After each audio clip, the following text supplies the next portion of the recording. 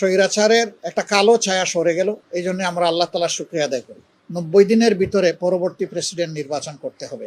অস্থায়ী প্রেসিডেন্ট হিসাবে বর্তমান মাননীয় স্পিকার দায়িত্ব গ্রহণ করেছেন, আমরা তাকে অভিনন্দন জানাই। আমরা তো প্রেসিডেন্টের মর্যাদায় প্রেসিডেন্টকে দেখতে চাই, কোনো তুষামুদকারী দেখতে চাই না।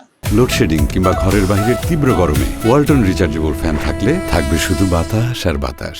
স্বৈরাচারের একটা কালো ছায়া সরে গেল। এই জন্য আমরা আল্লাহ তাআলার শুকরিয়া আদায় করি। তিনি কি কারণে পদত্যাগ করেছেন এই বিষয়ে আমাদের কোনো আগ্রহ নাই, কারণ আমরা আগে থেকেই বিবেচনায় নিয়েছি যে তিনি প্রেসিডেন্ট পদে থাকার আর যোগ্য নন, তিনি তার যোগ্যতা হারিয়েছেন। অস্থায়ী প্রেসিডেন্ট হিসাবে বাংলাদেশের সংবিধানের 54 অনুচ্ছেদ অনুযায়ী বর্তমান মাননীয় স্পিকার দায়িত্ব গ্রহণ করেছেন, আমরা তাকে অভিনন্দন জানাই এবং আমরা তাকে আশ্বস্ত করছি তিনি যতদিন দায়িত্ব পালন করবেন, আশা করব যে তিনি ন্যায়নিষ্ঠভাবে এই দায়িত্ব পালন করবেন, নির্মোহভাবে দায়িত্ব পালন করবেন। কারো প্রতি তিনি কোনো ধরনের কোনো পক্ষপাতিত্ব করবেন না।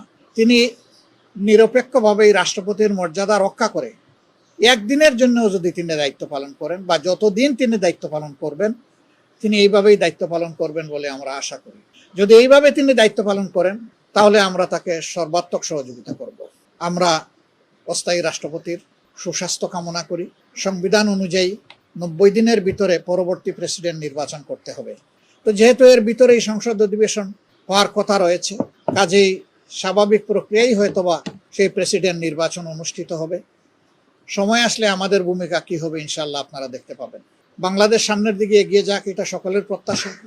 সংবিধান অনুযায়ী যেহেতু তিনি অস্থায়ী রাষ্ট্রপতির দায়িত্বে অধিষ্ঠিত হয়েছেন, এখন হয়তো ডেপুটি স্পিকারের দায়িত্ব পালন করবেন। যত সময় মাননীয় অস্থায়ী রাষ্ট্রপতি তার দায়িত্ব পালন করবেন, তারা যখন স্পিকার হিসাবে শপথ নিয়েছেন অথবা ডেপুটি স্পিকার হিসাবে শপথ নিয়েছেন, একই সাথে এই শপথটা হয়ে গেছে অস্থায়ী রাষ্ট্রপতি হিসাবে স্পিকারের এবং স্পিকার হিসাবে ডেপুটি স্পিকারের।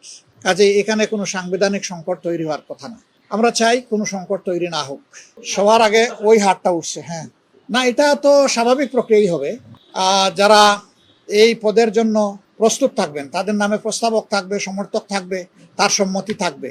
যদি একাধিক ক্যান্ডিডেট হন তাহলে সংসদে বিষয়টা এসে ভোটাভুটির মাধ্যমে তখন যিনি সংখ্যাগরিষ্ঠ ভোট পাবেন তিনি প্রেসিডেন্ট হবেন, এটাই তার পদ্ধতি। না, আমরা তো প্রেসিডেন্টের মর্যাদায় প্রেসিডেন্টকে দেখতে চাই, কোনো তুষামুদকারী দেখতে চাই না। এবং আমরা যে রিফর্মের কথা বলছি সেই তুষামুদের জায়গাটাকেই শেষ করে দেওয়ার জন্য বলছি। আমরা বলছি যার যার জায়গায় সবাই সম্মানিত এবং দায়িত্বপ্রাপ্ত, তারা অন্য কারো কাছে মাথা নত করে কোনো দায়িত্ব পালন করবেন না।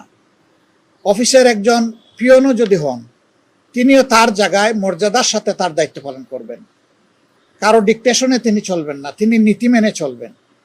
ঠিক যিনি প্রেসিডেন্ট হবেন তিনিও রাষ্ট্রের নীতি মেনে চলবেন, তিনি অন্য কারো কাছে তার বিবেককে তিনি বিলিয়ে দিবেন না, এটা আমরা আশা করব যিনি হবেন।